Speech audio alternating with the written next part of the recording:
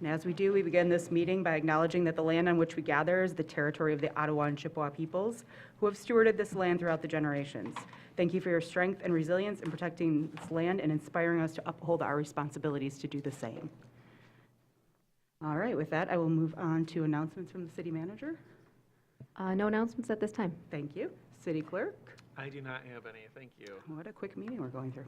All right, well, I have a couple proclamations here, and the first is for National Public Works Week. I think we have a couple of our own staff to meet me up at the podium here.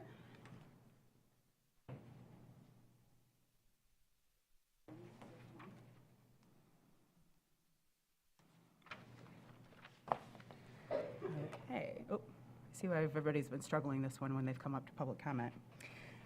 So this is to a National Public Works Week proclamation for May 19th through the 25th, 2024, advancing quality of life for all. Whereas public works professionals focus on infrastructure, facilities, and services that are of vital importance to sustainable and resilient communities and to the public health, high quality of life, and well-being of the people of Traverse City. And whereas these infrastructure facilities and services could not be provided without the dedicated efforts of public work professionals who are engineers, managers, and employees at all levels of government and the private sector who are responsible for rebuilding, improving, and protecting our nation's transportation, water supply, water treatment, and solid waste systems, public buildings, and other infrastructures and facilities essential for our citizens. And whereas it is in the public interest for the citizens, civic leaders, and children in Traverse City to gain knowledge of and maintain an ongoing interest and understanding of the importance of public works and public works programs in their respective communities. And whereas the year 2024 marks the 64th annual National Public Works Week sponsored by the American Public Works Association, be it now resolved that I, Amy Shamrow, do hereby designate the week May 19th through 25th, 2024, as National Public Works Week. I urge all citizens to join me with representatives of the American Public Works Association and government agencies in activities, events, and ceremonies designated to pay tribute to our public workers, professionals, engineers, managers, and employees, and to recognize the substantial contributions they make in protecting our national health, safety, and advancing quality of life for all. On this day declared, so please join us up here, Michelle and Anne from our Parks and our engineering departments. If you want to say a couple of words here, we'll hand it off to you. Thank you, Mayor. I didn't really prepare anything, but I just want to say what an honor it is to work with such great dedicated staff in our engineering, public works, and utilities departments. It's just fabulous to be here. Great, thank you. Thank you. Yes, what a wonderful thing to celebrate. I've always loved working in public works, and I appreciate everyone at the city that we get to collaborate every day. Well, thank you all for your good work too. Thanks. Thank you. Yeah. One more. I moved somebody's slides. Sorry about that. You can join me up here, Chief.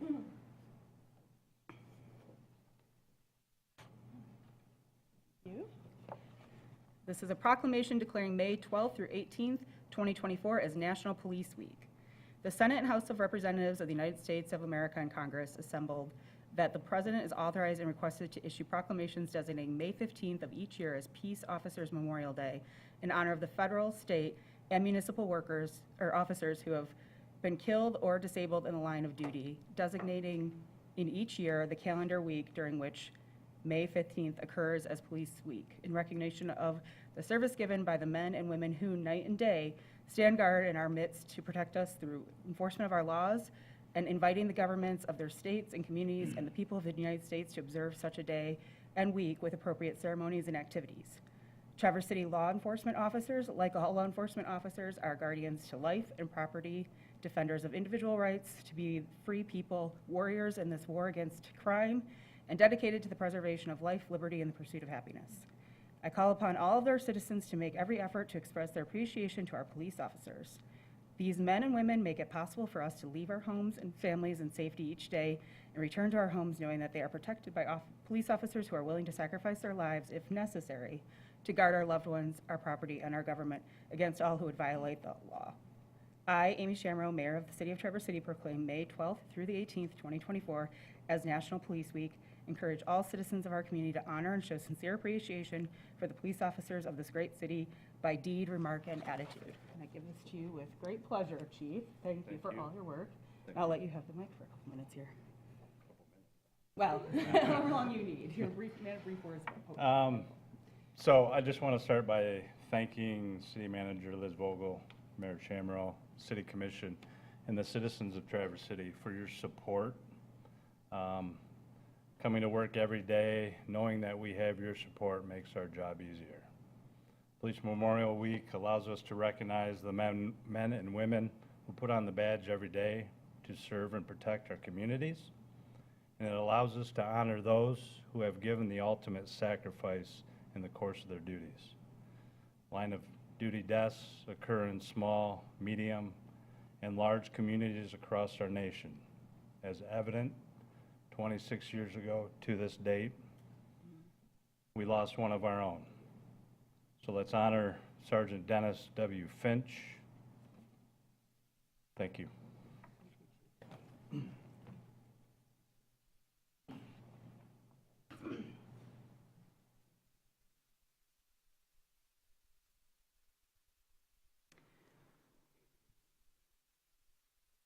And I just wanted to add as the record, well, that is a proclamation talking about our nation's officers as a whole, and we join in that recognition. I also wanted to take a particular moment to thank our chief and our department for how dedicated they are to our community policing efforts and being such a positive presence in our community. So thank you for that. Okay, with that, we will move on to our first topic for discussion, which is discussion regarding the West End Beach parking lot. And I will hand that over to you, Liz. Thank you, Mayor Shamrow. I wanted to begin by just going back in time to December when the board made a motion to move this project forward.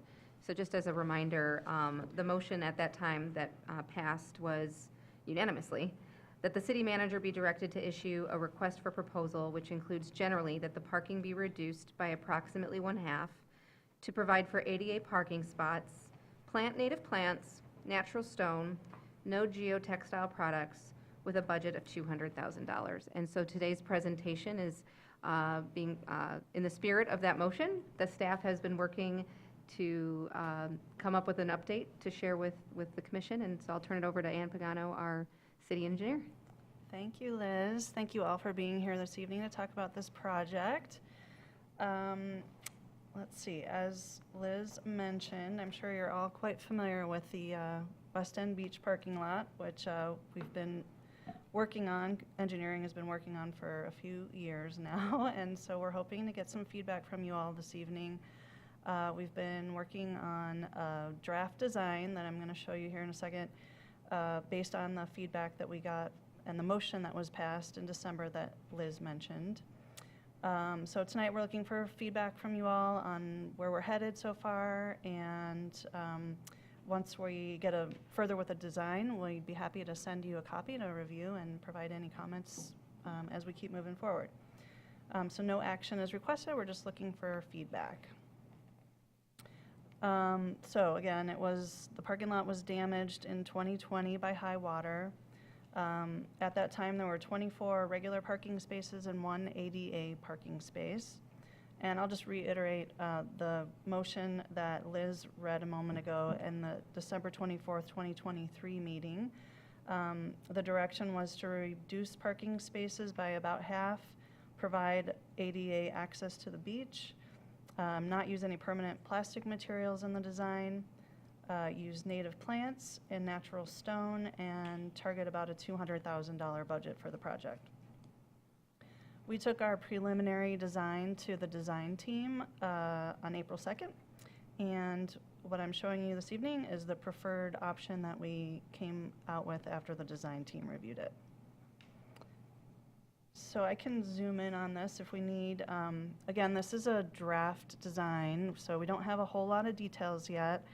But what we came up with was about 15 parking spaces and 2 handicap spaces with this layout, the way we have it here. And then this area over here would be used for drop-off and loading, which we heard was something that was desired as well, to have additional drop-off areas. We're holding the curb line where it was before. It's just going to be less expensive to replace curb. So we're kind of holding that. This is the ADA beach access over here, the ramp down to the sand. We're also showing the 12-foot wide TART trail expansion that will be done by MDOT out in the landscape area here, so it's just an overlay of their plan. The sort of polka dot hatch here is all native plant species, which we're still working on the specific species of what those will be. And we'll be working with parks and our landscape architects on the best plan for those species that will be survivable in planted sand, and we're hoping not to use topsoil so we can avoid irrigation. And then we'll put some natural stone specifically in this area, which is the area that washed out and is susceptible to erosion. And then we also heard that having access to the beach on both sides would be preferable, so we showed some rock steps down to the beach here. And then these are the proposed restrooms. It's a replacement of the existing restrooms that we've been working with parks with as well. So, oh, and then we also have a sidewalk right here, so it'll be easy to get to the restrooms from the ADA space here and easy to get to the beach access from this ADA space. I'll come back to that when we get to your comments, but I just wanted to go over the schedule real quick. If things go well tonight, we should be able to get our construction documents completed by the end of this month. Then we would advertise for bids about a week after that, have bids due by the end of June, and then we could be doing construction by the end of August. And we think it's about a 4-week construction period, so hopefully done by the fall. So that's all I have. I just would open it up then for questions and comments, and if I don't have all the answers, I may have to get back to you on some things, because as you know, I am fairly new here, but I do have some backup here to help me with any questions that I maybe can't answer. Great. Questions from commissioners? Go ahead, Jackie. I wondered, I'm not very good at reading plans like this, but I wondered what your, is there any consideration for preservation of the trees that are in the area of the current restroom? I saw a couple of grayed out trees, and that caught my attention. I don't think we're removing any trees. Yeah, I don't think there's any trees being removed with the restrooms. Okay. Yeah, there won't be. Any other trees impacted on this? Not with the section? parking lot project. The MDOT trail may have some tree removals. Yeah. I have a quick question, if that's okay, Tim, I know you're going to ask. So, and I'm kind of asking actually the commission, because to be fair to everyone here, when this was presented to us back in December, we did not have a city engineer at all, and we had not yet started Liz as the city manager. So I was under the impression, we had the conversation, I'm checking in with the commissioners who are here today, that we wanted to see more than the required ADA accessible, I'm very sorry, I have to stop myself from saying that.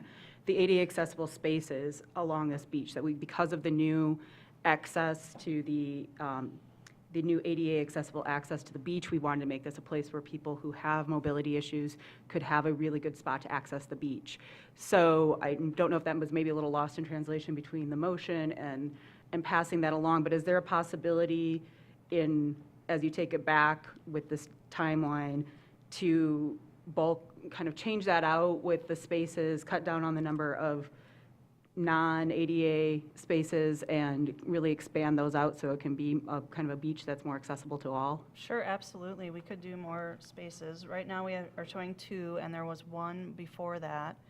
So we have the option of either eliminating 1 or 2 of the regular spaces and or shrinking down this loading zone here to add another ADA space. I would be against that, but I'll open up to the commission for more comments. Go ahead, Tim. Yeah, mine's more along the lines of recollection, because, yes, we had this December 4th meeting, but I believe, I guess it wasn't this commission, the previous commission had this item on our agenda at least twice, maybe once over the last summer with the interim city manager, as well as once with Mr. Colburn, even prior to that. And in those discussions, I felt like there was, again, this was the previous commission, not the existing one, but there was strong consensus. We were discussing 4 ADA, like a minimum of 4 ADA parking spots, and potentially that was all the parking spots. But in both those earlier meetings, not December 4th, there was definitely tension between whoever was in the city manager seat and the city commission. City commission kept pushing ADA, anybody else can park across the street. And the city manager and interim city manager were really not, I'll say, not happy with that approach. And so I think that's part of how on December 4th, we ended up, that was the evening, and we said, okay, fine, like, we had all these bullets, move ahead with roughly half. But even to me, because there had been voiced, like, hey, maybe as few as 4, because this is parkland, and that whole discussion about is parking cars our best use of parkland, and that's what the discussions we had. However, 2022, 2023, maybe it was way back in 2021, I don't even remember. I think our first meeting on this was with Penny Hill when Mr. Colburn was out of town even. So just a point, I would still be in favor of fewer, but definitely more ADA spots. And then also at maybe the December 4th meeting and maybe previous meetings, members of the commission had asked, well, what about, again, to eliminate conflict between motor vehicles and the people on the multi-use trail, what about the trail on the water side and the parking along the highway? Again, just safety for all. And so I would love to see at least an option of that, like A or B, with the trail on the water side and put the parking, because, you know, we've had lots of meetings about the trail and driveways and conflicts and such, and here's an opportunity to eliminate, just completely eliminate that conflict and keep, keep folks apart. Yeah, that's just comments, thanks. No, actually, Liz just said she had wanted to make a Well, comment on that. so that's why we're here tonight, because I felt like the staff wanted to make sure we were headed in the right direction based on motions and previous discussions. But this is a repair project, and that's what it's been since the beginning. So what you're seeing is repair of a parking lot that's been, I think, in existence since the early 1950s. So I think that the scope of what was asked of the team, I think we're delivering on that scope. We can certainly look at adding some more ADA spots. That's absolutely. But for $200,000, this is not a redesign project or it's always been a repair to the existing parking lot. Really, and I'll let other comments, but just to read Commissioner Warner's comments brought back to memory. At the December 4th meeting, we were presented with 3 options. One was the basic repair of exactly how it was. The second was the bid that we had gotten from a private company for super green, really expensive.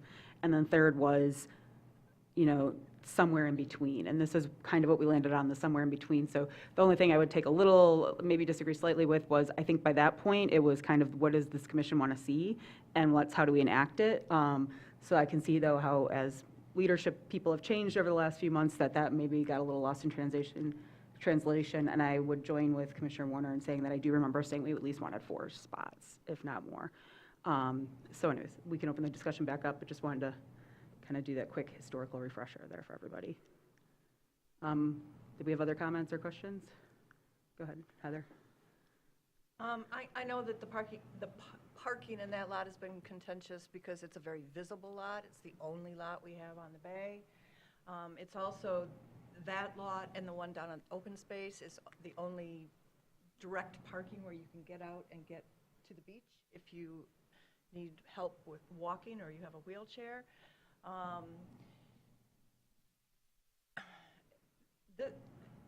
I think that this lot would be best served for people who cannot walk to the beach. I'd like to see all ADA with 1 spot for drop off and pick up, and there could be a sign there saying, please park your, 15-minute drop off, parking pick or- up, park your car over at Veterans Park or something like that. I'm also looking at this, and if I know that it doesn't fit in the budget, but maybe we need to reconsider this. If you moved all the parking onto the TART trail and put the TART trail back along the shore there, it is paving, but it could be permeable. Then when you got out of your car and into your walker or your wheelchair or whatever you need to get to the beach, you would have a trail to get to the beach. And this plan the east side ADA space can get to the bathroom, but they'll have to walk across the parking lot through the traffic to get to the beach. And the same goes for the west side ADA unit on this one. You have to walk to the parking lot to get to the bathroom. Let's see. Else? So I know that that's not what we talked about, or that's not what was agreed upon, but I'd still like everyone to consider moving that TART trail, using, what happened to the core logs? You know, they kind of disappeared out of the picture, and the watershed was wondering about that. If we make it, and then the permeable paver, we're looking at climate change, so we're building something that can withstand rising waters. We're looking at water systems. We're looking at connecting people with each other in nature, and we're looking at access and mobility. Those are 4 of the 6 goals in our city commission goals. So I'd really like to rethink this. I'll respond about the core logs. I spoke with Heather this morning also at the watershed, and she and I are going to work together in terms of finding plantings that are native, that don't require topsoil. Our concern, like I mentioned earlier, was if we put topsoil, then we're going to have to irrigate, and you know, it's sand there. So if we can find species that survive in sand and don't require a lot of irrigation, that seemed like the best environmental way to go. Tim? Can I just, again, comment, because a lot of people weren't here either in December of '24 or previously. I appreciate the comment about a construction repair. Sorry, I already forgot the exact words that our city manager used, but I think that's part of maybe the tension that had existed with the interim city manager and even Mr. Colburn, as far as they were seeing it as, hey, we just need to repair this, but the city commission at the time was like, no, let's not just rebuild it. We see this as an opportunity to do something better, and maybe that's part of the ongoing, I'll call it tension. Maybe it's not even tension, doesn't rise to that. But as far as the previous body and maybe this body still asking for additional, and yet from the city manager and staff's perspective, it's like, well, we just want to fix this thing. So maybe there's a little With all due bit. respect, that's what the motion was in December. That was the direction that this board gave Right. the staff, and so Yeah. that's what we've been doing. And I think where I would I would kind of be the middle line of both of these comments is, and Mayor Pro Tem Wilson was here for 2 years of the discussion as well. So your recollection, if you have any, would help, or can be put in too, was we recognize that this, if you do redo the whole lot, that down becomes not a $200,000 project and not a 4-week project. And that's not what's been before us, and that's not what we voted to move forward back in December. However, I do think that Commissioner Warner is correct that we didn't really want to see this. Where we got into the, I think it was in Habitat bids and other things along the way, was we also didn't want to just see it repaired as what it had been and just put a bunch of parking spots there and, you know, plastics holding the beach together and things like that. So I think in that sense, we have moved in this correct direction, I think. I agree with what Commissioner Warner had said. My impression very much when I left that conversation on December, and what I've had in my head this whole time, was these would pretty much all be ADA accessible spots, with 1 or 2 being maybe 15-minute parking for pickup and drop off. So that, I don't think that's hopefully not insurmountable to do from the designs that you've been working on. But as far as the complete redesign, that is something that we kind of said, well, if we can get more access to the beach for more users and create this better environmental standard for what we're doing around it instead of putting plastic netting down, that was where we were okay proceeding forward. And so that's where I see, again, the parking spot issue here being an issue with that. But again, we were kind of playing telephone the last couple of months. But that we all did agree, as the city manager pointed out, that this would be a repair job. So that's Commissioner Wilson. I think, check the record, stand by whatever the motion was, and if we choose to rescind or try to find a budgetary way to change it at this point, I mean, that's upon us, but we're about to go over the budget later today, and I don't know if it's actually feasible, and in the meantime, we have a cliff. Yeah, that's on been there West for a Bay, couple of yeah. years. Go ahead, Tim. So now more like today and impressions on this, so thank you for bringing it to us. But I guess, in my mind, even with going with half the parking spaces, roughly, and hopefully some more ADA, I guess I had hoped to see that replacing those parking spaces would have been parkland. But to me, looking at this, we have not reduced our impervious surface at all. In fact, with the addition of the trail, potentially we've increased our impervious surface. And so I guess my hope had been, in taking away half the parking, we were getting half of that as parkland. That's all, just so my impression. I would ask a question back to that, because looking back to discussions is,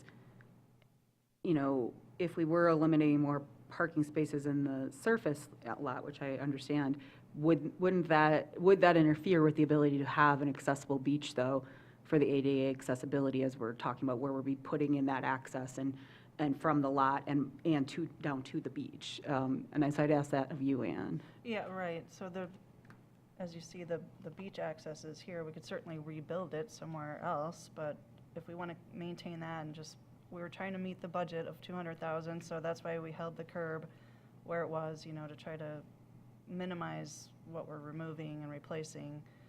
So yes, we were going to use this as a loading zone. Okay.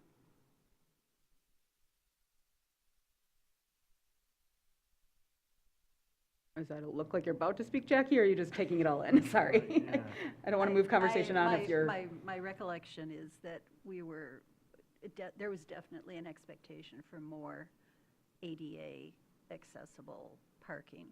There was a definite interest in trying to eliminate or reduce the potential conflict between pedestrian and bicycle traffic on the trail and moving cars.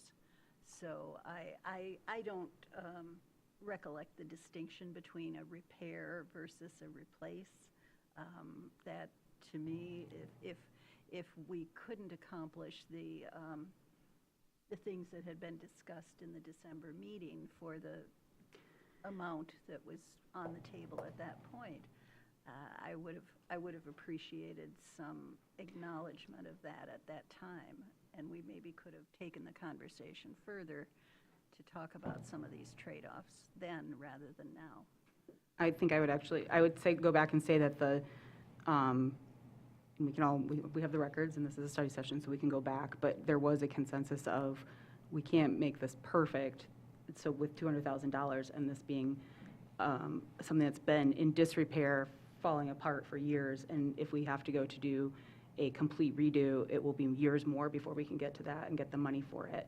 So the consensus, that's where we arrived on that motion, and what we detailed in it, because we did leave it very open for our choice, was let's make it very ADA accessible, let's really reduce the number of spots so that, since we have to have that conflict to a point, there's fewer cars that are conflicting with it, and we're making it more accessible, because this is going to be the most accessible beach we have.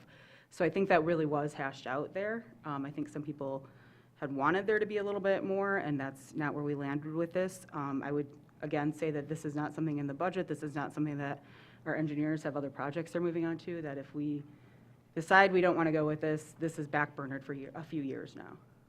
So I think what I hear you saying is this is take it or leave it? Well, it's take it or leave it. I think we have the options of, for example, let's have 4 to 6 ADA spots here and a drop-off and make it very accessible versus going back to the proverbial drawing board on it.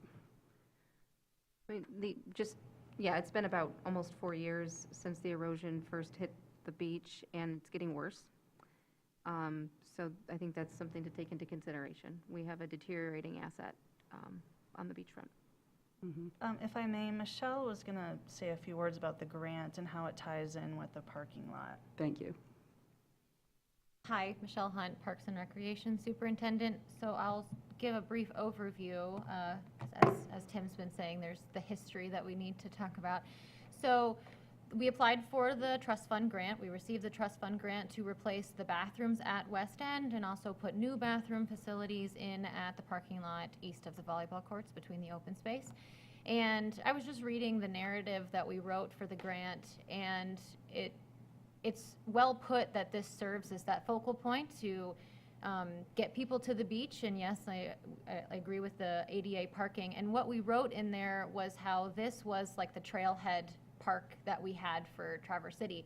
It was at a great equidistance to going downtown and then going on the trail. And we talked about the beautiful miles of shoreline. And part of the reason when I talked to our grant coordinator that we had success with this grant was because it's sort of the first thing that you see when you drive in and hit the T at Traverse City. And replacing those bathrooms was serving as an updated trailhead. And when I think of a trailhead, as a Parks and Recreation professional, I think of something that serves all people of all user groups to be able to come and recreate, whether they have mobility issues, they're elderly, they're young kids. So when we wrote this grant, when we were discussing it internally, it was our chance to update that for everyone and make sure that we had beautiful bathrooms, because as Liz said, the bathrooms are from about 1950. And just to go back to the timeline, so we placed the order for the bathrooms. They're currently being fabricated, and we expect them to arrive sometime in late September, early October. So just wanted to provide you an update on that. And I think it's important to recognize the grants and our commitment to this area that we provided to the DNR when we asked for those funds. And I'm happy to answer any questions about that. Thank you. Go ahead, Heather. Well, I don't know, I've never heard about this being a trailhead for the bayfront, and I don't know how you can be a trailhead and be a focus for ADA accessibility. It's just, it's not big enough. I don't know. It's so disappointing, all of this money and time that's getting spent on the rebuild of the parkway, and this is just parking on the bay. I would just like to see something more creative with the landscape, more parkland, ADA only,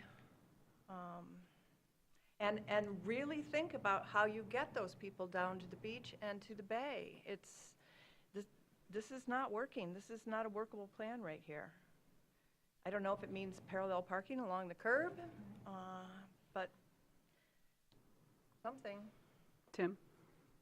Returning to the question about the 2 ADA spots that are shown, the western spot. So if somebody as a walker, let's say, gets out of their vehicle, do they cross the hashed drop-off loading zone, or do they go in the driveway over to where the multi-use trail would cross to get to the ADA beach access? Like, what's the actual path? They could go through the drop-off zone if there's nothing in it at the time. Is there a curb cut on the west edge of the Curb cut to get drop-off down zone? to the- Yes. There's a Yeah. curb cut and it's solid surface? Is that, where I'm going with this is, not to redesign it right now, but why couldn't that natural armor stone be 8 or 10 feet south and eliminate some of, like, I hear what you're saying, it's just a repair, but it's really more expensive to have less pavement? Like, I don't see where the expense is, that we couldn't just, for that drop-off zone in the first 6 parking spots, shift the stone south. Don't fight Mother Nature so much in the future.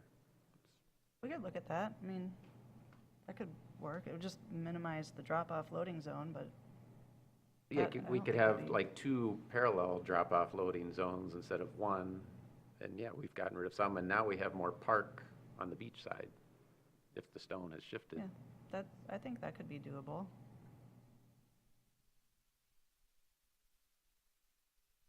Did we have other questions about? I think I would, I hear Ann's sound, if you can sound like you're taking notes, it sounds like Ann is taking notes right now, as opposed to. John's taking them. Oh, there we go, we've got somebody back there taking notes. I do think I would join in the other comments here that the conversation we had in December, we did kind of think this would be pretty much all ADA accessible. I would I appreciate the comments that have been here and know that you'll kind of digest them and bring something back.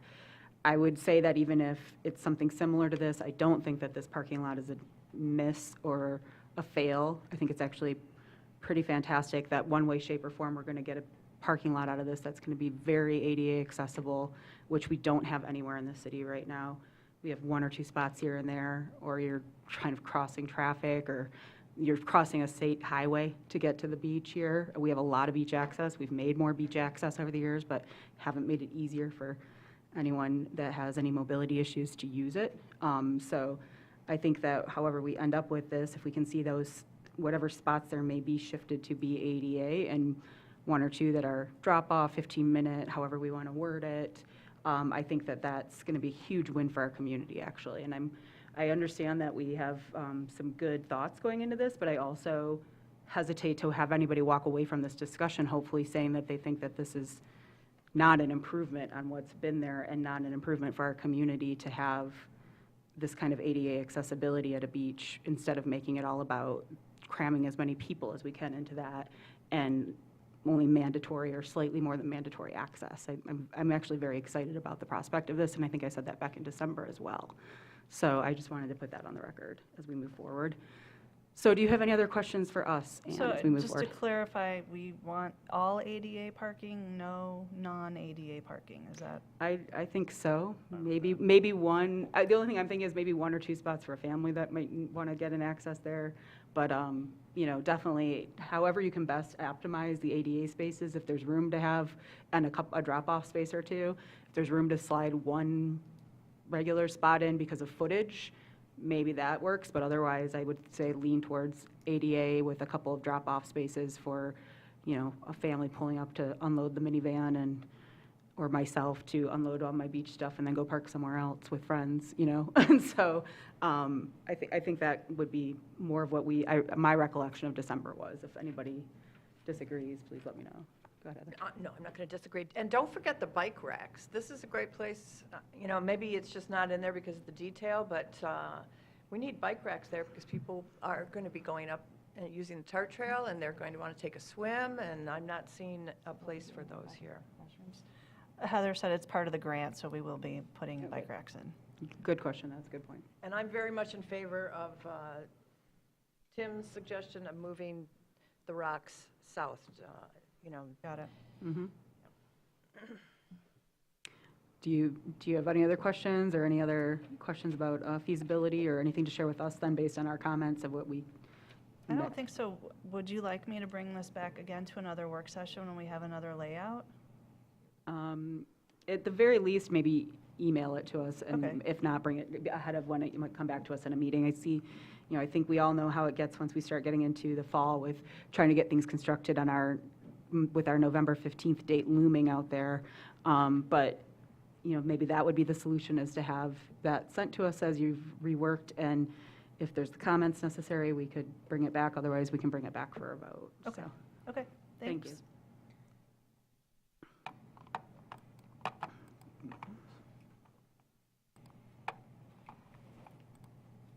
Thank you. Thank you, Ann. All right. Sorry, my computer's froze up for a second here, but basically, we're moving on. I'll hand it over to Liz for discussion of the budget, please, the 24-25 budget. Thank you, Mayor Shamro. This evening, we have our Executive Director of Traverse Light and Power with us this evening, Brandy Ekren, and the interim CEO of the DDA. And I believe they both have some short PowerPoints and are here to answer any questions about their budgets. And I did receive a list of questions from 3 commissioners, and we worked hard today to try to get as many of those answered as we could. So I've handed those over, and they've been emailed.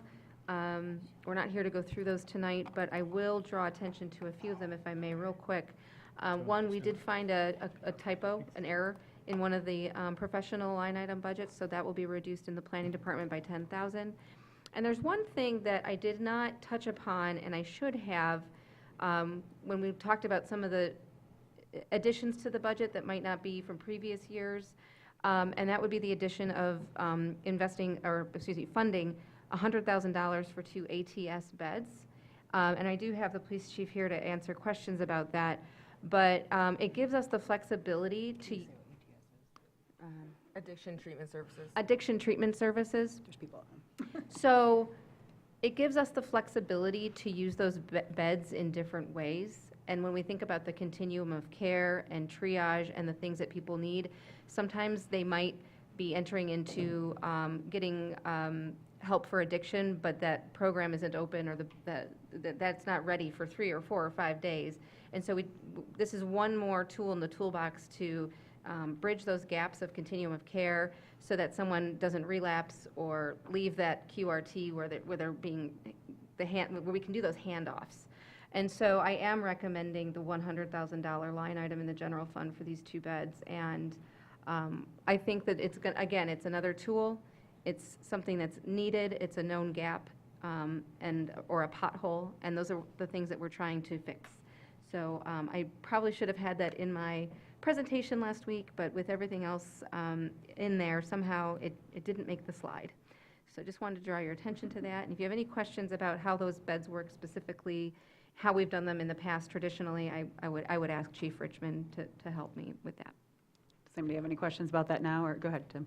But yeah, and thank you, because I had included that as one of my questions, is more, certainly it's a worthwhile expenditure, but of all the potholes that exist currently, or foreseen potholes, if there could be some explanation, it doesn't have to be tonight, but just shared with us why this pothole is the top priority, or 100, if we're to spend $100,000 to fill potholes, because I'm sure there's a big long list of potholes, why this one? So it's just that. I don't have any disagreement with it, but just to better understand why this is the one that is a top priority. And just for those following at home, and as we're moving through these and out in the crowd, they're not talking about literal potholes. We're talking about things that might hinder somebody from getting treatments as they're going through addiction issues or experiencing housing and or homelessness to help them get back on track. So with that, though, I will allow you to move us back into the budget discussion. Yeah, so I guess at this point, I would, she's hiding back there, I would turn it over to Brandy Eckren, our Executive Director of Traverse City Light and Power, who's prepared a PowerPoint and will answer questions on the TCLP budget. Yeah, hi, good evening, Commissioners. It's good to see you. I have with me also, I always come with backup. I've got my CFO here, Carla Myers-Beeman, who will be handling most of the very difficult questions. And then obviously I got Scott Manhart here, our Chief Information and Technology Officer.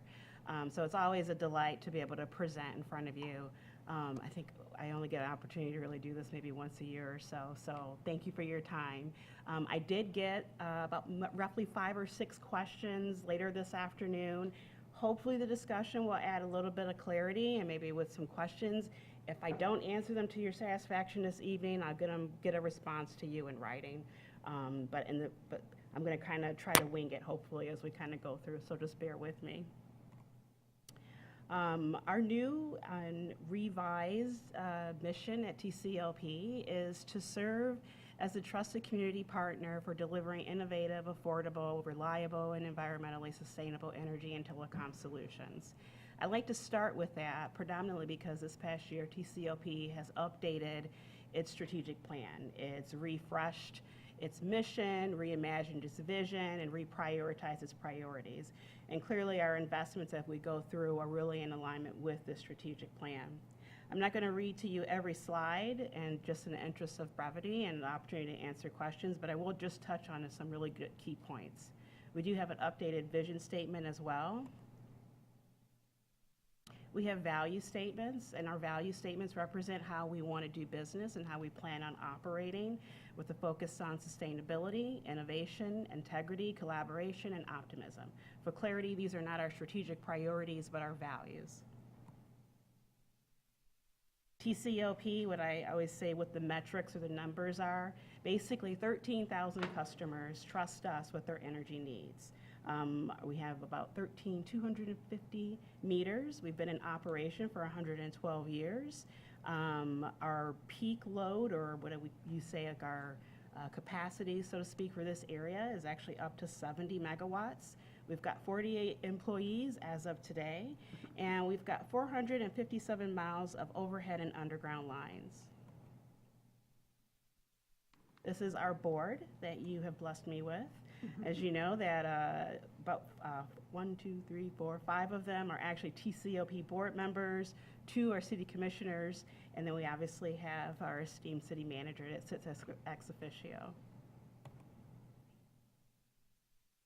This is my team. This is the Army that's behind everything that we're doing, and it's going to get it all done. It's growing. We have to come up with a new slide for this. And then actually what I'm going to do right now, I'm going to turn it over to Carla Myers-Beeman to kind of walk you through the financials.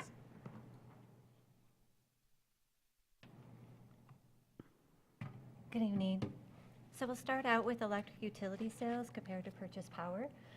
We should always see that band or that trend line the same distance between those two because the light and power has a power service cost recovery rate, which we pass through the wholesale costs of purchase power. So in 21-22, we had a credit. 22-23, an increase related to the natural gas markets and the Ukraine war. The price went up significantly, and we had some exposure to the market. But as you see, it's coming back down in 23-24 and 24-25. This slide shows a rate comparison. The EIA, federal agency, gathers data, and this is our overall rate for all our classes is 10.02 cents. So you can see we're 4th in the state. At tomorrow night's board meeting, we will be recommending a 5% increase for the fiscal year end June 30th, 2025. So this is our purchase power portfolio, our solar energy and wind energy. The light gray up in the kind of in the top left is our Whitetail Solar. It's our newest portfolio addition. It's located in Washtenaw County, and it will be coming online of June 2025. So for the calendar year end 2025, we will be meeting our 40% goal that was set forth by the board in 2018. So this is our megawatt hour comparison by project. I'm happy to report the green keeps growing, so that's our renewable portion. The light blue is the Campbell coal plant that will be decommissioned in May of 2025. And the Bell River, which is the dark blue above it, that will start transitioning to a natural gas plant in 2025, and I think decommissioned finally in 2028. So on the right-hand side, you'll see our renewable energy percentage by year. So for the fiscal year 24-25, we'll be growing to 34.24%, which also equates to 40,000 metric tons of carbon dioxide avoided for our environment. These are our electric operating expenses. This is kind of our spending trend from 2021-22 actual to 23-24. We are actually coming under budget by 7.33% in the 23-24 projected year. This is our proposed budget comparison from 23-24 to 24-25. It's an overall increase from 10%. The increase are directly related to our strategic initiatives, including people and persons and positions, which there's a separate slide regarding that, and then the strategic initiatives that Brandy will cover in later slides in the presentation. Now I'm going to transition this over to Scott Menhart, the Chief Information Technology Officer. Good evening, everybody. I'm just going to do a few slides here to walk you through some of TCLP fiber metrics. As you see on the screen here, our lit fiber services is what's being displayed right now, but TCLP has been in fiber for much longer than 4 years with the dark fiber initiative, and that's something that I'll touch upon in a future slide, but this kind of just encompasses as a snapshot our lit fiber services, which is telecommunication services, including broadband and voice services. As you can see, we have about 889 active services online today, and that's about roughly around out of 2,200 past homes that we go by. So what makes smart grid smart? This is something that we kind of talk about and as we gloss over because we look at the broadband initiative side of things. In a nutshell, what makes a smart grid smart is fiber communications. Over the last 100 years, you look at an electric utility, it's looked very much the same. Where innovation is really happening in the space that it's happening in is fiber communications. This communications allows us to install technology and innovation along our electrical grid to gain metrics that we were not able to gain prior. And so today we begin expanding upon that technical innovation with our advanced metering infrastructure that we partnered with the city on. And we've got a capital or a climate action plan that is out there today that has a wide range of uses with fiber to come. Basically, it really gives us the ability to move into the future with technical innovation along the entire grid to be able to hook up and reroute power on the fly and give us all these capabilities that we couldn't dream of a decade or 2 decades ago. So as I mentioned, here's kind of a snapshot of TCLP Fiber from its very beginning in 2007 when Traverse City Light and Power built out a dark fiber ring throughout the community. We did this in a partnership with TCAPS as they hooked up their school systems. But this slide is tremendously important given the value and the benefits over the years that TCLP Electric has been gaining from the fiber deployments. Essentially, in 2007, once TCLP Electric built out its substations, we looked at the community and said, what else can we do with this asset at that point?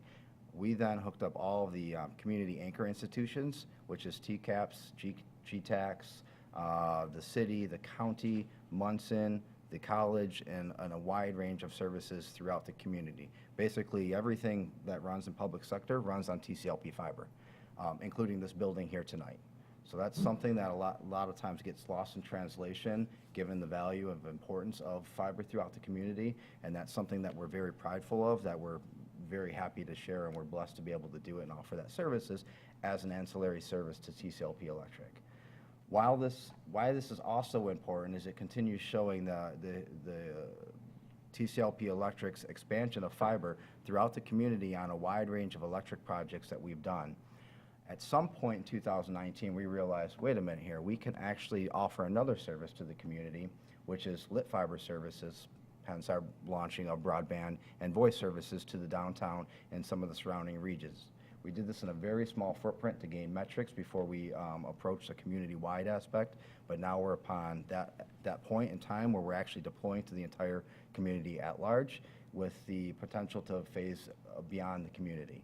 And while that's important to TCLP Electric is basically as we're deploying these services for the electric side of the business, we also can offer this same great, service that the community has become to know and love with TCLP Electric. We can offer that in telecom side as well to help recoup some of our, operating losses and or capital that we're expending for the electric side of the business.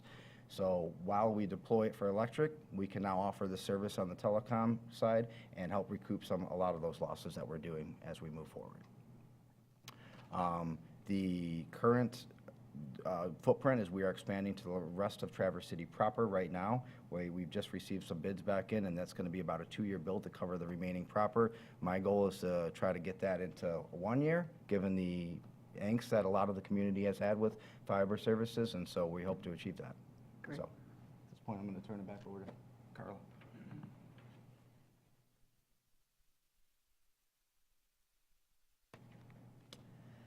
So this slide shows the trend of the fiber operating revenue. For Phase 1 and Phase 1.1, we kind of use historical percentages. For Phase 2, we use the business plan that was developed. We have confidence in this because with Phase 1 and 1.1, we launched during COVID. We couldn't do full marketing efforts. And then also, one of the recommendations for deploying the fiber was to have a fiber store, which we're opening in mid-June, which would be the Hall Street substation. So with those three impacts now, full marketing, fiber store, and not launching during COVID, we have confidence that we'll be able to meet those customer projections. I'm sorry, excuse me. Yeah. What is dark fiber?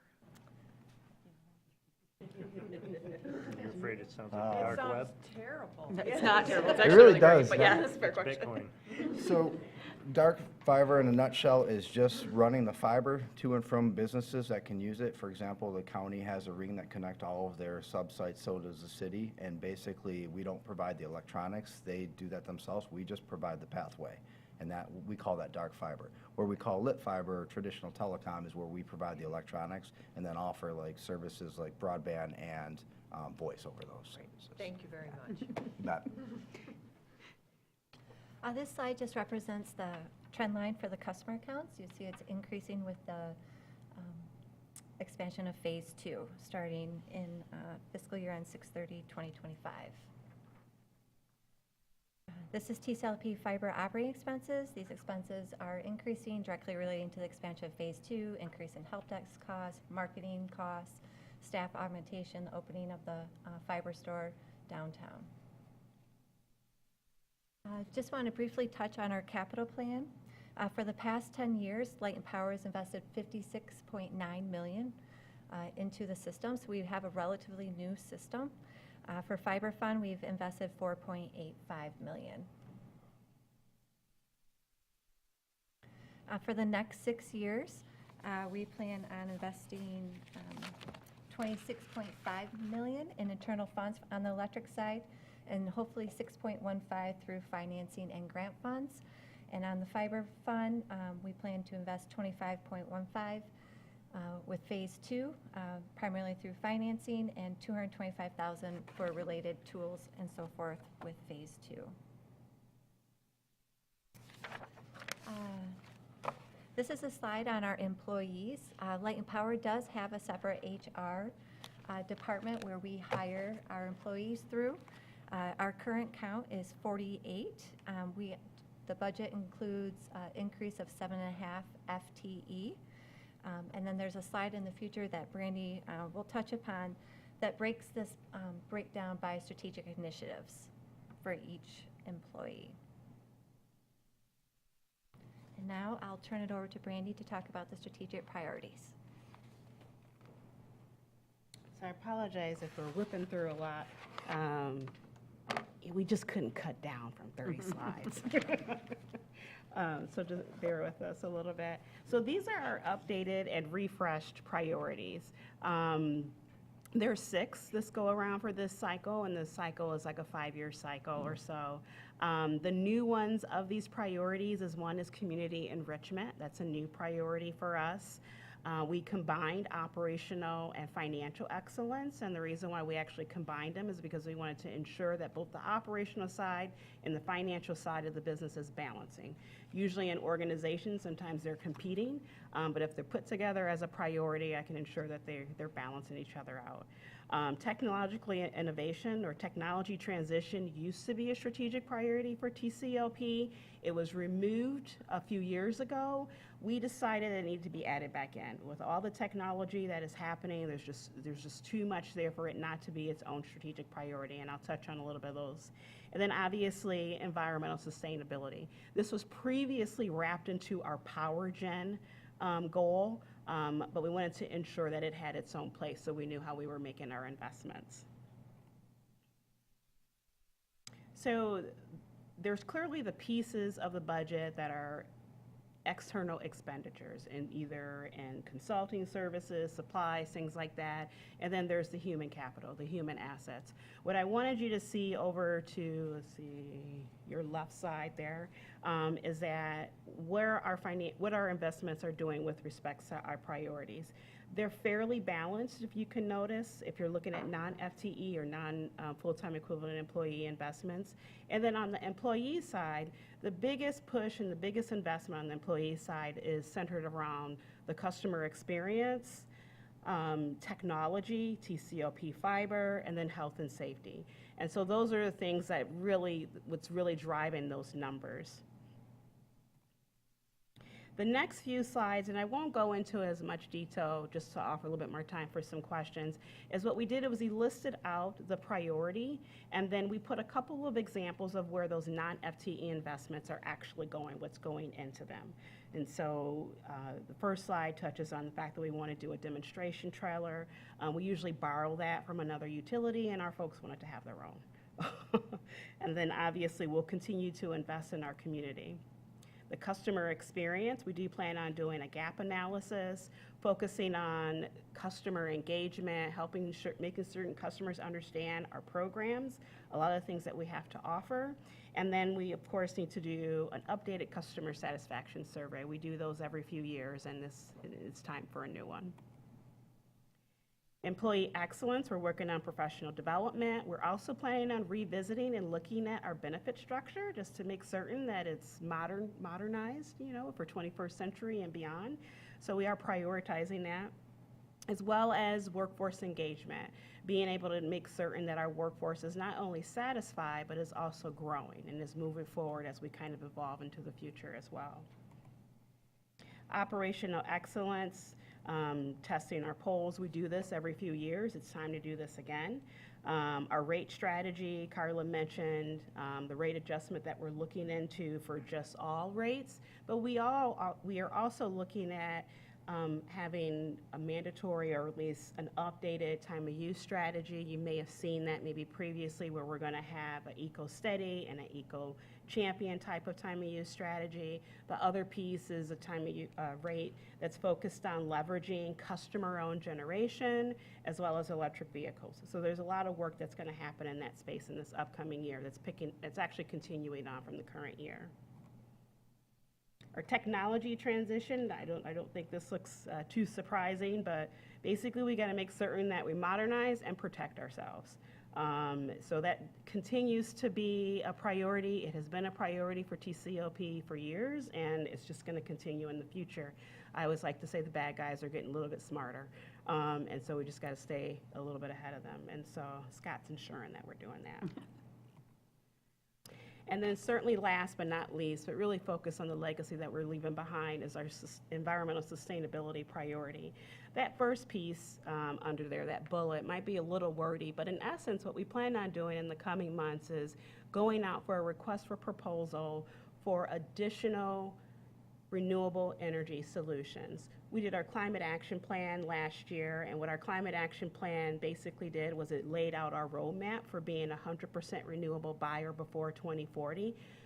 One of the things that we need in order to make certain that happens is increased wind and increased energy storage. Solar is great, and we're not going to turn it away, but we do want to have a little diversification in our resources as these thermal resources or fossil fuel resources fall off to the side. So that is going to be a heavy lift. The other piece where big investment is customer incentivizing with programs. We do want to incentivize and enable customers to electrify, and we plan on being very aggressive with that. We had one of our first engagements with the community with our electrification piece, and that was just with the contractors. That was just the first step. But we want to make certain that as customers have a choice between a cleaner option, we can help with that decision piece. And the idea behind that is to have some metrics so that they can see what their carbon footprint, greenhouse gas input will be. So it's not just so much they have the renewable, they know how they're contributing to planet health. Facilities master plan, one of the things that I think the easiest thing we can do is lead by example. If we tell customers that we want them to decarbonize and want them to be all electric, we need to do it too. So we're stepping and moving in that direction. We do have a facility that's a wonderful facility on Hastings Street. It is getting a little small for us, and we do have some interim solutions that we have in place, but we are thinking about the bigger picture. And again, if it's an opportunity for us to lead by example as well as provide demonstration, that's what we're hoping to do as we move forward. And I think I already mentioned right there being able to promote DERs means distributed energy resources. That's just customer-owned generation. Bringing our customers along in a partnership so that it's not just so much us sending energy their way, it's they're sending energy back and forth, and we can have a relationship. We like to call them now prosumers as opposed to consumers. That is a mouthful, and I know I went really fast. I did want to just take a peek at some of the, if you have any questions, I was going to look and see, check my email really quick to see if I hopefully captured most of your questions that came through this evening. Did anybody have any questions that were not answered via email? Or any other comments or questions? Yes, I have, this is kind of, a New York Times headline came in today saying that the Federal Energy Regulation Commission was going to require grid operators to identify their needs 20 years into the future. Yeah. Did you know this was coming, and are you going to keep it in stride? Yes, so FERC, which is what that is. So what we did last year, our climate action plan, was actually an integrated resource plan. Most utilities already do this. With the integrated resource plan, we use software, and we actually model out 20 years ahead. So even though our plan is 5 years at a time, you're always modeling out 20 years ahead. So that requirement is very consistent with what most utilities have been doing. Definitely TCLP, our climate action plan, if you look into the details, that modeling actually has a 20-year outlook in there. Great. And just for the commission, this is to factor in changes in the energy mix, in bad weather, wind and solar power, stuff like that. Yes, absolutely. Yeah, because we all know that if the sun doesn't shine and the wind doesn't blow, we're not able to necessarily pull those renewables. But we do every year have to, what we call resource adequacy planning with MISO, Midwest Integrated System Operator. Hopefully I got that right. But it's basically our compliance requirements. We have to basically ensure we can keep the lights on. That's not a mutually exclusive. Being able to have clean energy and reliable energy go hand in hand. And every year we have to plan our commitment for how we're going to meet that 70 megawatts and maybe a little bit above that. So we do that every year, and I imagine it'll continue. Any other questions? I'm guessing not from you, Tim, since you and I have both seen these charted out over the years. I know, you're not allowed to have questions. He has his questions, he just gets to ask them at the meetings ahead of everybody else, so thank you for that, Brandy, much appreciated, and thank you, everybody, for your questions. And then I'll double check through the email, and if there's anything I wanted to make certain there's clarity on, I'll follow up for certain. Thank you so much. Thank you. Okay, moving on. Take a moment to change up the speakers here.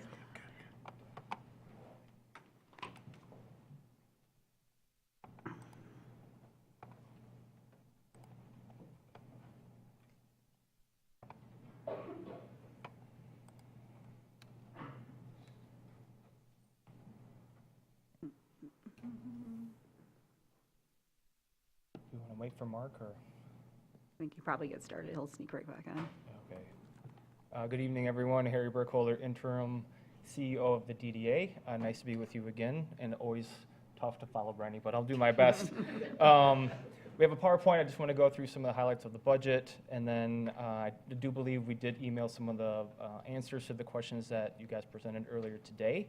First, I want to thank the city and the Treasury Department for helping put together this budget with us. This is a new process for our office. We have 13 staff members at the DDA office, 13 of which are actually in parking services. There's only 3 of us in the DDA office. Well, one is just celebrated her 60th day, and the other is at 160 days herself. So a lot of new faces at the DDA. In terms of our board of directors, we have 12 members. We also have a student liaison, which we've had for the last 3 years. That's through a program through the Northern Michigan, where they place student liaisons in different boards throughout Northern Michigan. And obviously the mayor sits on the DDA board. The projects and the programs, the initiatives that the DDA has been working on are all created from our guiding principles that was established through the Moving Downtown Forward planning process 2 years ago, designing a great place for all ages and future generations, protect and preserve small local independent businesses, support job growth and varied career opportunities, champion the development of attainable and workforce housing, then advance climate action, sustainability, renewable energy, energy efficiency, and resiliency. So the projects that you see as part of this budget are aimed to meet with some of these guiding principles moving forward. As you see in your packet, the DDA is composed of 3 different budgets. We have a general budget, and then we have a budget for both TIF 97 and Old Town TIF. And then we also administer the budget for the Arts Commission on behalf of the city. Just for clarification, the 2 TIF districts you see are highlighted on the picture on the slide. The green is TIF 97, and then the orange is Old Town TIF.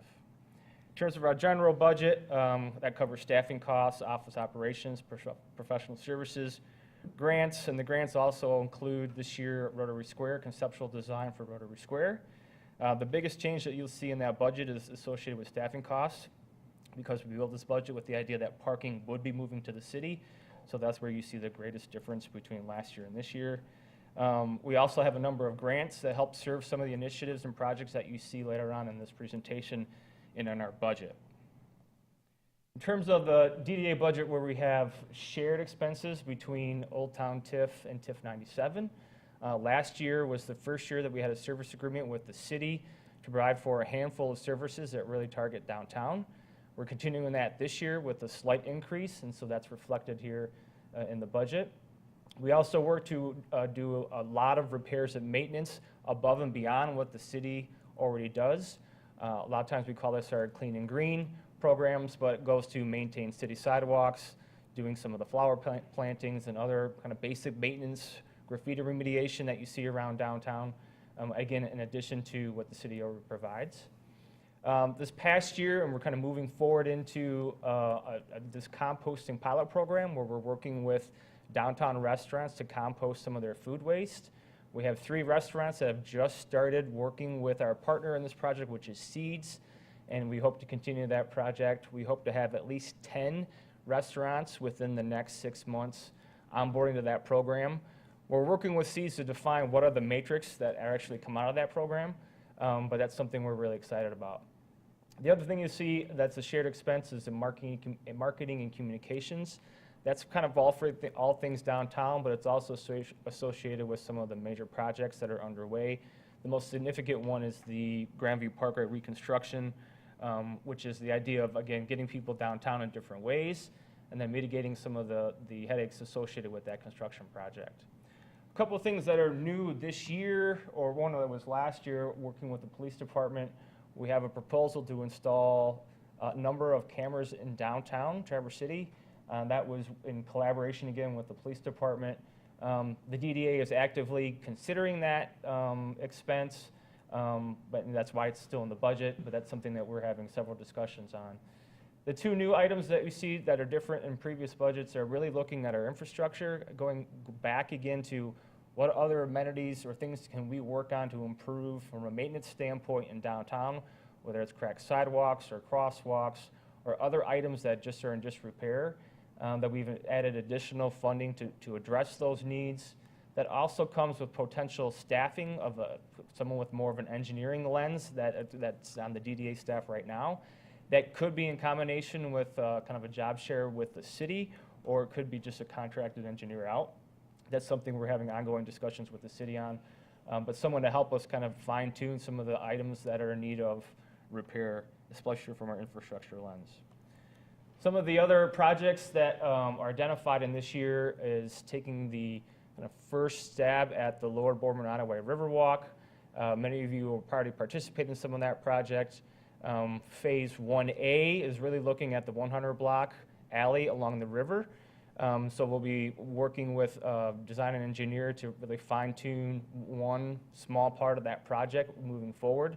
That's kind of, if you look at the overall, Boardman Ottaway Riverwalk, it's taking one bite out of the elephant at one time. This is the first bite out of that. We hope to make progress with that this year. We're in the second year of the State Street two-way conversion that also includes Pine and Boardman. That includes additional costs for analysis. And then we'll be bringing back essentially next steps for you all to consider in November. Is that a pilot program we want to continue, or do we want to make that a permanent conversion? We do have identified in our budget additional construction for the Bayfront Tart Trail project, which is consistent with some of the discussions that you've recently had about that project. We have identified a staircase that would connect portions of an easement of a boardwalk, or at least an easement along the river off of the 309 property. It's kind of hard to see in that photo, but that's right off the West Front Street Bridge to your south. A staircase that would start connecting with that. There's pilings underneath that bridge you can kind of see in that photo for potential boardwalk underneath that bridge, again, connecting that river walk throughout the downtown. Every year we have a chunk of our budget that's devoted to streetscaping and snow melt. Essentially, when there's a new development that goes in, the DDA has always contributed 50% of all streetscaping snow melt costs over those projects. So we leave that in our budget every year. We might not spend all $400,000, but anytime there's a new development, we have that ready and we make that investment. The other item, in addition to the grant for Rotary Square, is actually looking at making some small improvements to Rotary Square. We are moving the farmers market to Rotary Square after 4th of July because of the reconstruction of Grandview Parkway.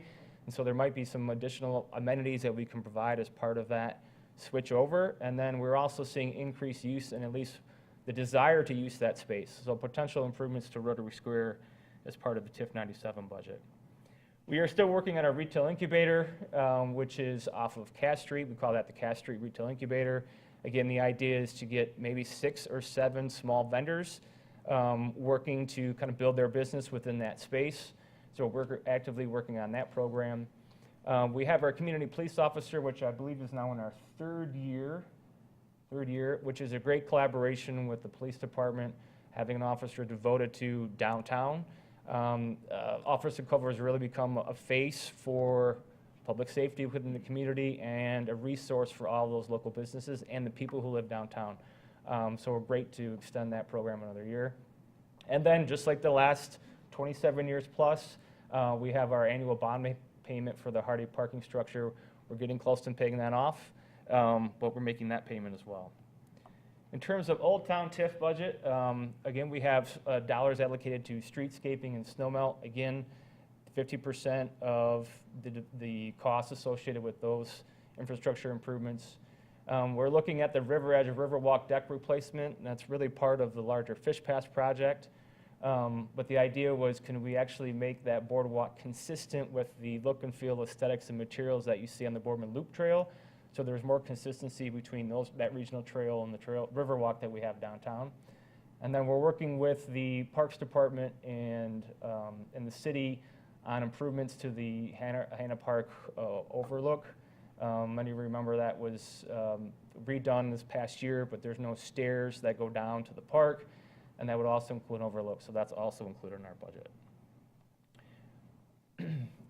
In terms of the way that our budget's created in terms of staffing, I mentioned that one of the contracts that we have is with the DTCA, so that's the Downtown Merchants Association, which has actually been around since like the 60s. It's one of the oldest institutions that we have for downtown. We have a contract with them to provide a series of events and promotions for downtown. So many of the events that you see are in combination with the DTCA and the DDA. We have our first coming up here in the 1st of June, which is the Art Walk on Union Street. And then, as I mentioned, the DDA, on behalf of the city, administers the Traverse City Arts Commission. That is a budget amount of about $30,000 that comes from the general fund into the Arts Commission for their Arts Trust Fund. And then TIF 97 contributes $15,000 out of that budget towards the Arts Commission for art dedicated in the downtown area. And so we are looking at a number of initiatives. We're going to finish the mural that's at Bryant Park. We have ideas for a mural festival that would be along the A Street corridor that we're working on. Obviously, when there's new projects associated with the Chart Trail or Fish Pass, there's opportunities to include public art in those, and the Arts Commission is receptive to doing that. And then we are actively looking, you'll see this next week at one of your meetings, replacement of the rotating art exhibit at the Boardman Lake Loop location right next to the Riverine Apartments. And you see those 4 pictures right there. I believe it's done time again. I think that's the last of my slides. So I did kind of fire through that. Hopefully you did get some answers to the questions that you provided. I can provide more detail over time, but happy to also take additional questions. Do we have questions from commissioners right now? Go ahead, Tim. Yeah, and I haven't had a chance to read through what answers. Thank you for them. So maybe it's in there. That's why I say it already. But items, and I'm just picking out the largest one, the $1 million for the Lower Boardman Ottaway Riverwalk. Has there been discussion at the DDA about timing? Because we as a community don't know what's happening with TIF 97 yet, so not to start spending that $1 million and then potentially, you know the rest. I know exactly what you're asking. Yeah, absolutely. So we're looking at some of the low-hanging fruit that could be done, projects within the scope of this project that could be done independently of extension of TIF 97. So if you look at one of the first phases, we talked about the J. Smith Walkway, potentially leading to some landscaping or some streetscaping near the alley, We're also in conversations about the future of the farmer's market on the north side of the river. That includes a repavement of Lot B with some additional stormwater infrastructure, potentially another farmer's market shed. That could play into some of these short-term costs associated with that project. So kind of tacking that 100 block from both the north end and the south end. Thank you.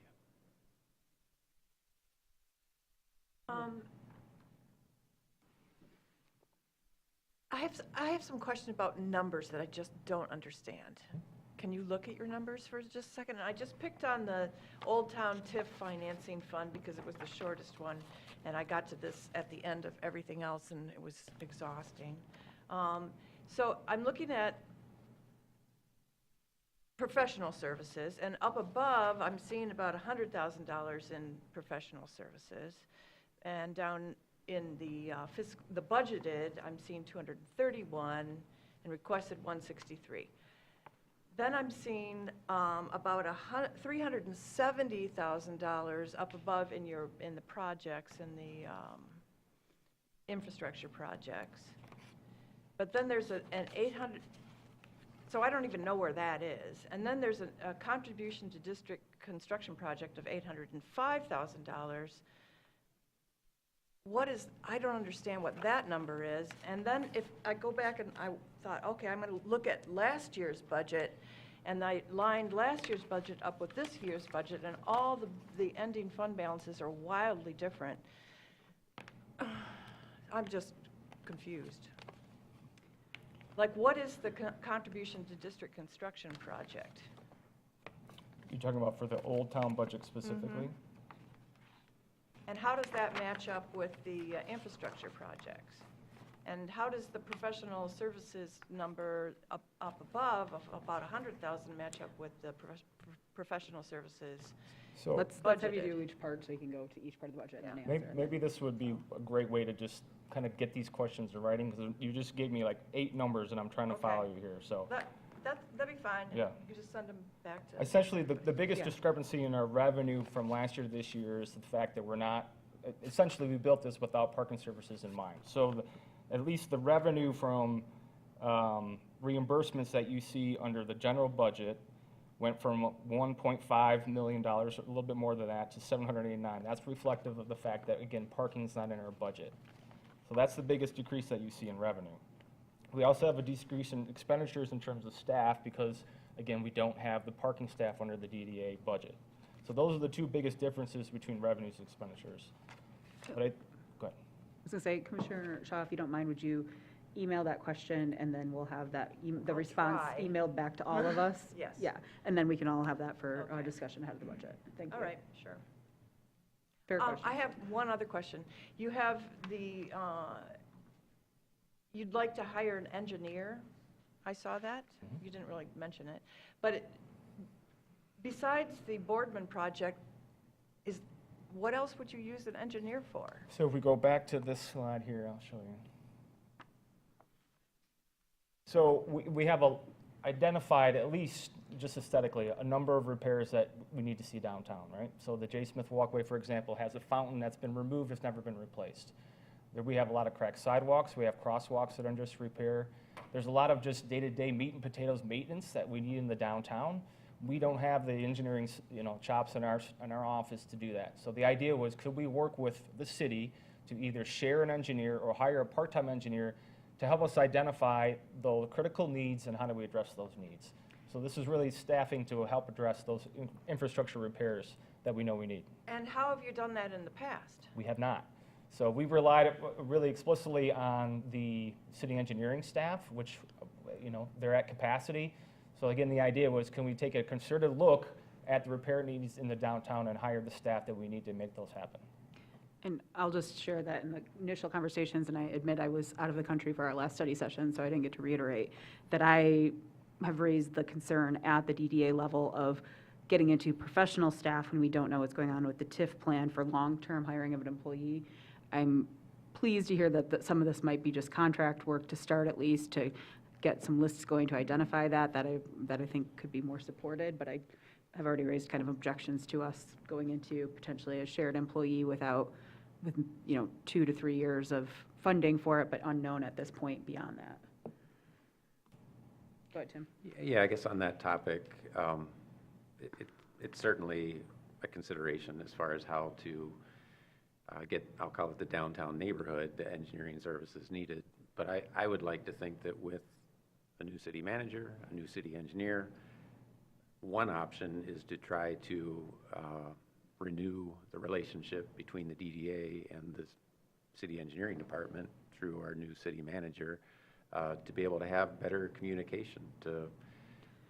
We have intersections all throughout our community in different neighborhoods, if we think of downtown as a neighborhood, and they all have needs, and none of them should be overlooked, but through good communication, hopefully it could be addressed through the already existing processes, but in a better way, possibly. I agree with you. I think it could be addressed. I would say the conversation about potentially a shared position and the DDA taking a look at this was in consultation with current engineering staff, so. And I think I would just add to that, that we all be aware that the other part of that statement was our engineering staff is at capacity. And while these conversations are happening, I want to make sure that we're very careful not to ignore our own employee, or our employees telling us we're at capacity and not saying, let's throw another thing on the list when there's potential funding available for making this a little bit more comprehensive and robust. Yeah, if I may, Go ahead. Mayor, sorry. No, go ahead. I just wanted to say, yeah, I know Mr. Burkholder and Ms. Pagano and I have had really good meetings, and so the conversation and the communication is there. I know that weekly I put up the status reports on all the projects that our engineering team is working on, and when we're at capacity, we mean it.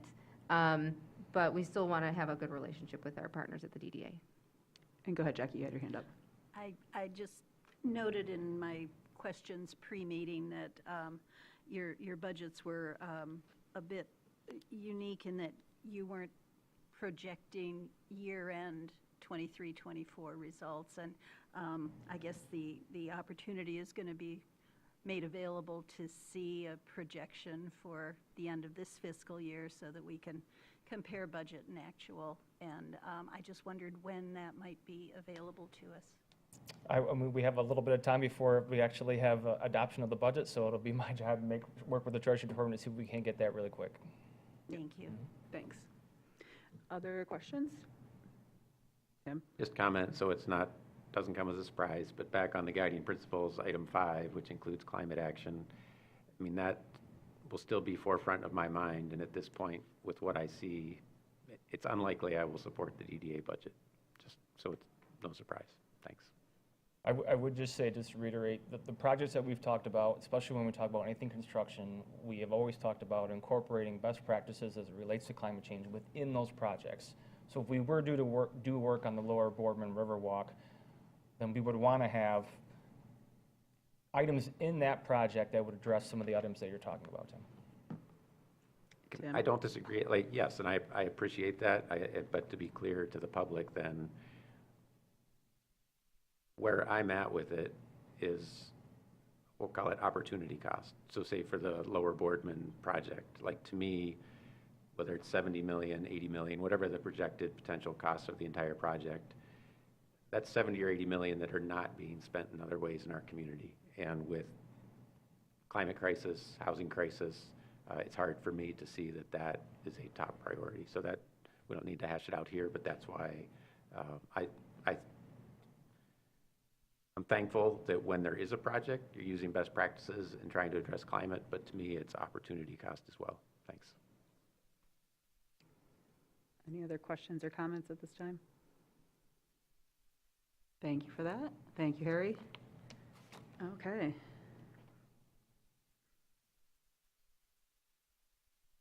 We have one final presentation for you, and I want to thank Heidi for taking the initiative. It's not fully branded. It's a draft, but I think it addresses some of the highlights and some of the typical questions we get about certain funds, how they're used. And so I wanted to give our new finance director a chance to stand before you, and she and I are here to answer questions, and so is Brian in our finance department, hiding over on the other side of the room. And then I think this, based on some of the feedback we hear and based on some of the questions that I've received already, I think I'll be able to congeal those into groups that will help me with my budget narrative, because I wanted it to be organic. I just didn't want to take a previous form letter that had been used over and over and just plunk in new dates and numbers. I wanted it to be reflective of what we're doing here and reflective of how I'm trying to understand the process. Thank you. Yeah, so I couldn't find a previous PowerPoint, so I'm assuming you've not had one in the past. So this is going to to my evolve knowledge. based on your feedback provided, and I'm happy to, any feedback, I'll take it. So the budget is 148 pages. Not going to go page by page. That would be past my bedtime. So the budget was derived, Treasury and City Manager, we sat down with all the department heads. We reviewed the budget requests and then compiled all of the items into the document that was provided. We have just a few slides. They present high-level items to call out just to the commission that are included in the budget.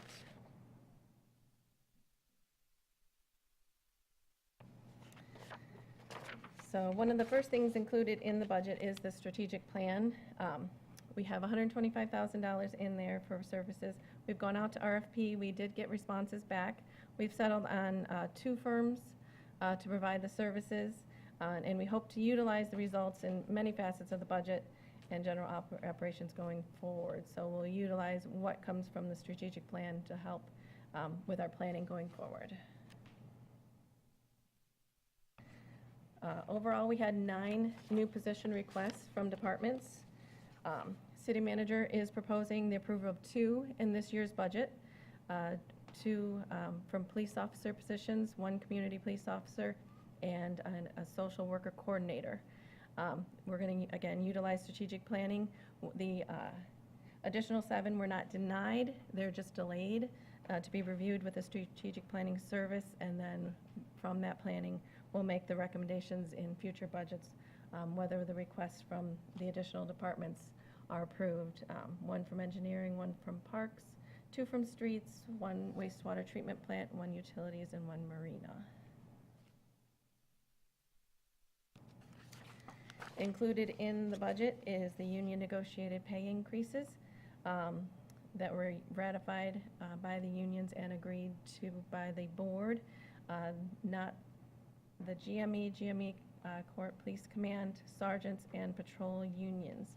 One thing, when we were calculating the pay increases, we did not adjust for the pay scale adjustment, so there is going to be a small variation in the personnel numbers from what you see now and what comes through with the final. And ACT management has not been determined yet.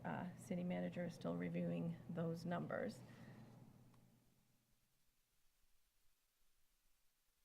So use of funds.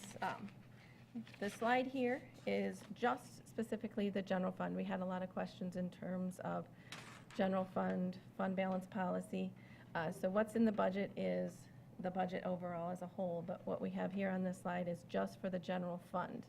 And you'll see 64% of the budget is personnel. So this obviously is a continuing cost that we'll want to consider when approving new positions in the future. Personnel, it's going to continue to grow with cost of raise, cost of living increases steps. So when considering fund balance, just want to keep that in mind. Also, previously the City Commission committed $250,000 annually to fund the MERS defined benefit plan as required by the state. We have submitted that plan to the state of Michigan, and we have agreed to continue monitoring our percent funding. So 250 is what we agreed to, but if it doesn't make a dent or we have to do more, we'll bring that back in the future. So fund balance policy. Multiple requests to show how the projected fund balance compares to the fund balance policy. So this slide kind of gives you a summary.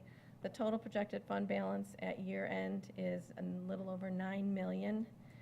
When we take out the non-spendables and the signed subsequent year's budget deficit, gets our total general operating fund balance to a little over $7.5 million.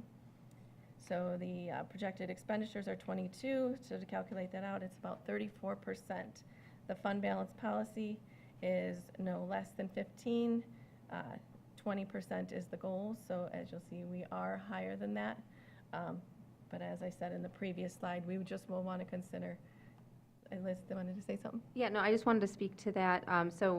Just for the benefit of the public and for some newer commissioners. So the City Commission approved this policy in December of 2017 that the City Commission desired to have a minimum unassigned fund balance, not to go below 15%, with an exception, and desires to have a maximum unassigned fund balance that will not exceed 20%.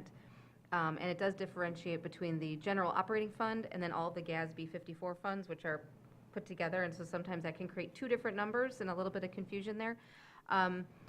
According to the policy, should the unassigned fund balance go above the 20% level, the City Commission, in conjunction with staff, shall develop a plan for the utilization of those funds to bring the unassigned fund balance back down to the 20% level. An exception to this requirement would be the desire of the City Commission to plan the use of the funds for a specific purpose within a specific timeline.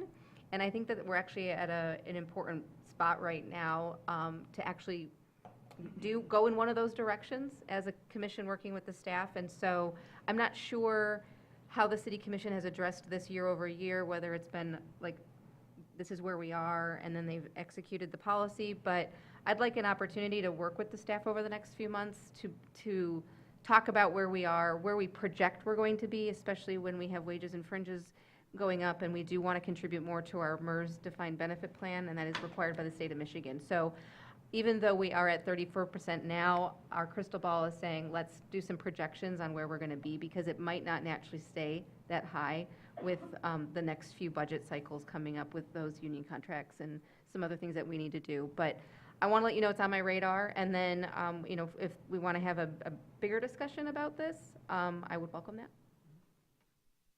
I guess I would just pitch in that this is a relatively new policy, so we haven't really dealt with the excess and how to deal with it. So this is all part of a new open discussion too. So I'm inclined to let you lead on it. You are the city manager, and bring that. But anybody have any comments? Go ahead, Tim. You were there when we passed the policy too. Oh, yeah, I was shaking my head, yes. Yeah. And it sounds like what you're describing is what the intent was, like have good discussions about the plan and what future, I'd say short to medium term needs are, and that is a plan then. Like if we expect, labor costs to continue to rise, et cetera, make a plan for using this, but just so that there's a plan and it's not just, well, we'll just let it sit there till next year, but to actually think about how best to use taxpayer dollars. Yep. Thank you. Okay. Capital improvement projects.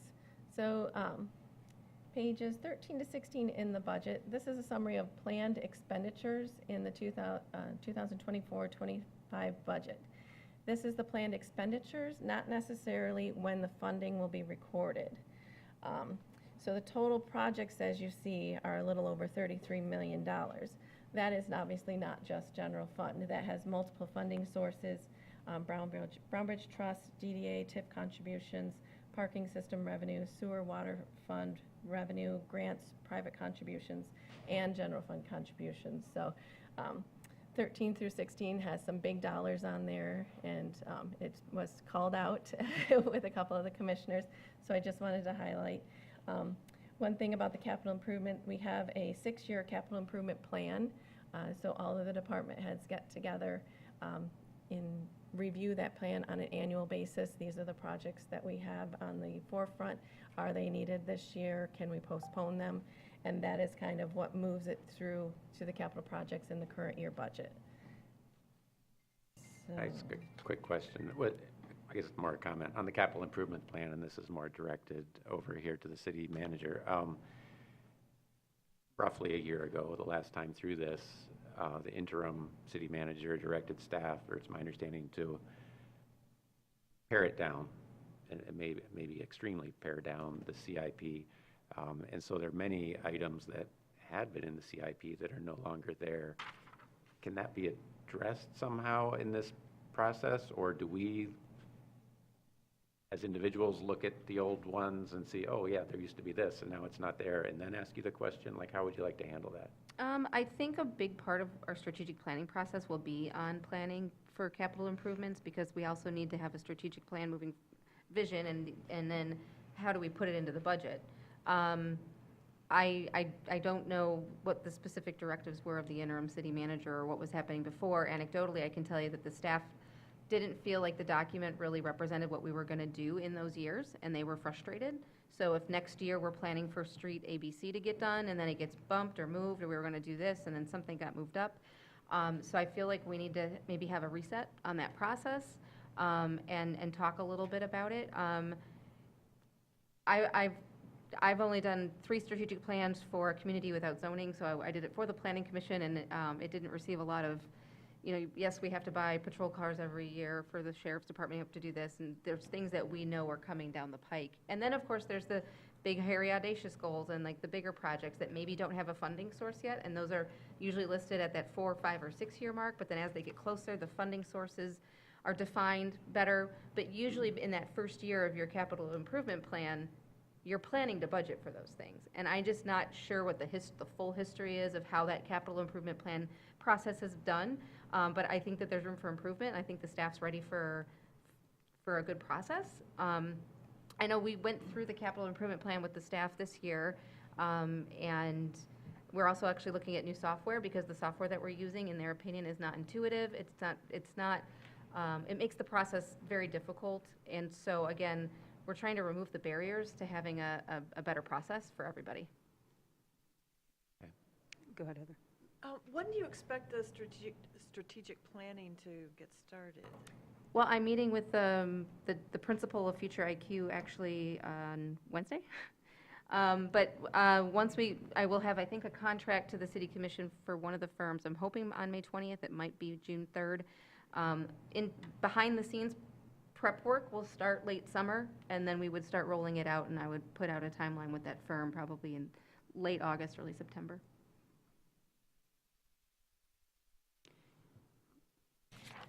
Okay.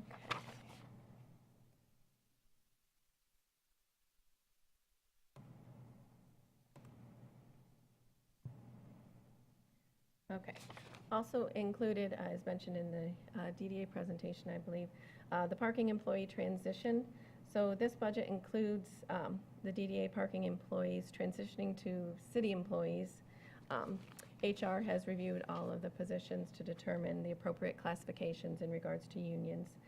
The budget projection includes 14 employees transitioning over, that including wages and benefits.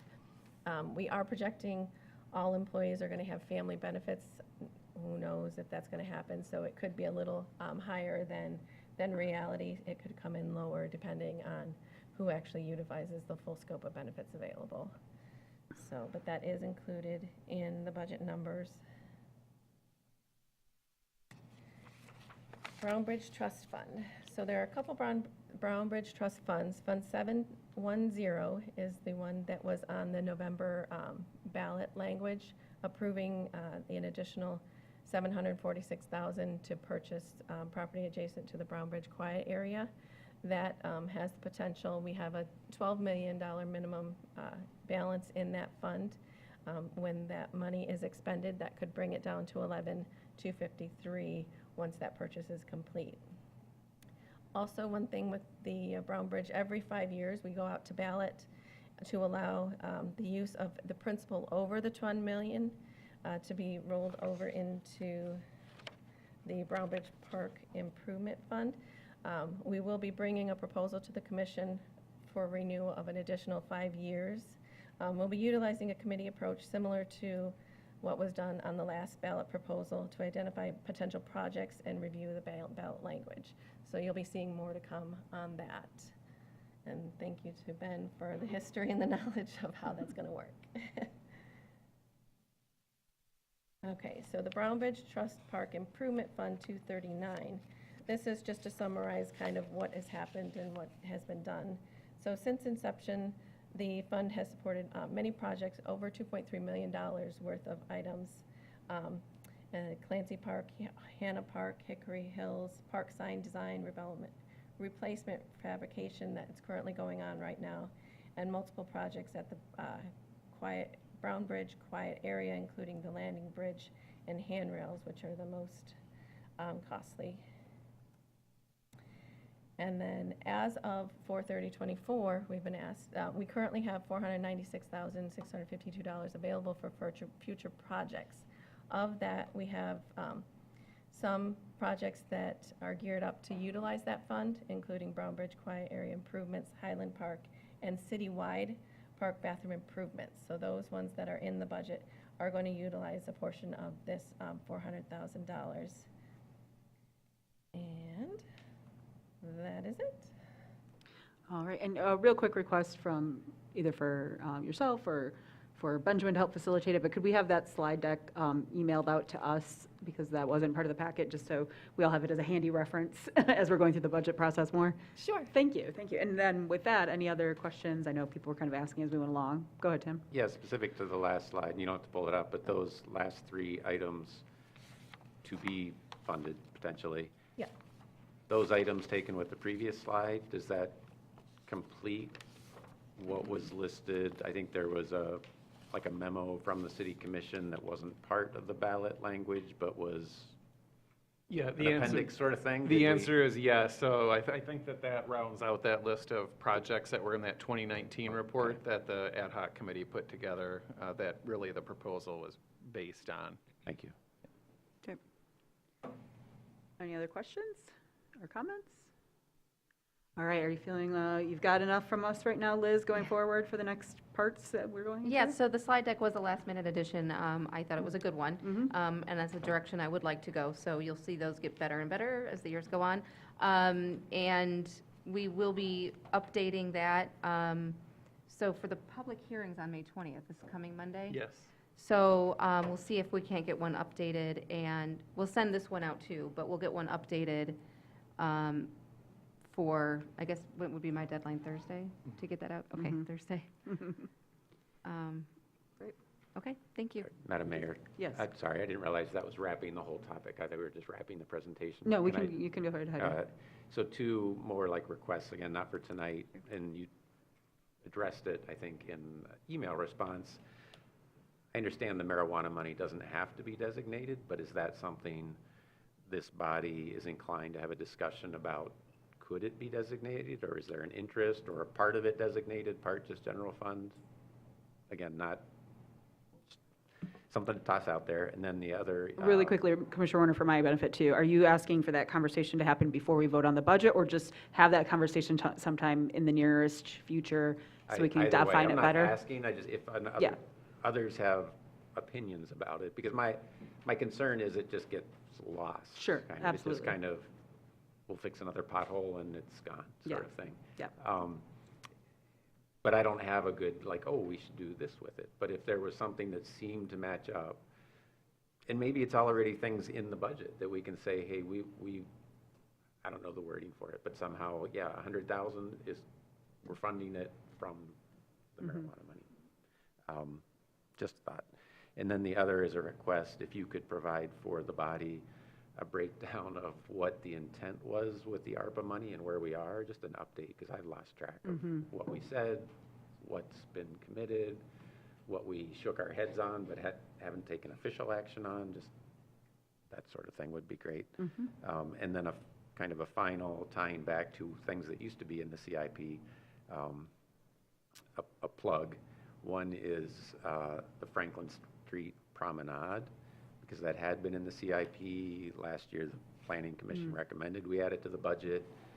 So just for consideration that, and then I pushed in the past, and the Planning Commission had that, Carver Street, so these were all connections to the new Boardman Lake Trail. So Carver Street from the Traverse Heights neighborhood, Franklin Promenade, and possible improvements at 10th Street at Oriana, because that requires working with the private property owners, because that little stretch goes across their property. So just thoughts, and then the final thought is because, as was touched on earlier, like we have these 6, I don't even know what we call them anymore, goals, objectives, values, whatever it is, they're at the start of the budget. And something that could hit on that would be something like investing in a small e-bicycle fleet that's stationed at our new senior center at greatly reduced, if not free for citizens, rates to be used. So very modest, but it checks all sorts of boxes as far as what we're trying to achieve, and it could be done for a modest amount. And maybe I should have said it while Light and Power was still here. We partner with them and ask if they'll pay half. Thanks. Thank you, Tim. Real quick, final thoughts from everybody. Jerry Springer here. I also support using a portion of the marijuana funds to great fanfare for a specific project. I see economic development as one of those, like what East Front Street wants for economic development. I'm not talking about the social district here, but the planters and things like that. I think that'd be a great idea for that. I just want to be clear that next week you will address the additional questions I sent, about succession, retirement, increases in departmental professional services, all those other things that I think I missed your second email when I was compiling No, the there was only questions. one. It was in the first one, right at the top. Well, I'm sorry that I missed a few questions, so that was just an But oversight. When you call it a narrative, I mean, you're kind of, the big picture of the city where we're having problems, where, the retirement and succession was brought up very strongly last year. Also, roads were brought up very strongly as being two places that we needed to put a lot of attention. Is that what the narrative, I mean, is that what you're going to be working on? Like what's in the board packet right now, like the departmental narratives and those little statements, or? Yeah, it was just a bigger statement. The narrative I'm tends to comparing it to last be year. highlighting where we're spending outside of the normal, like for example, like police and fire have certain things that are required because of contracts and employees that already exist, so we don't get into it, but there might be, part of the narrative, for example, might be the additional officer and social worker and things like that that are above and beyond or unique about the budget as part of the narrative, and then as we go through the whole process too.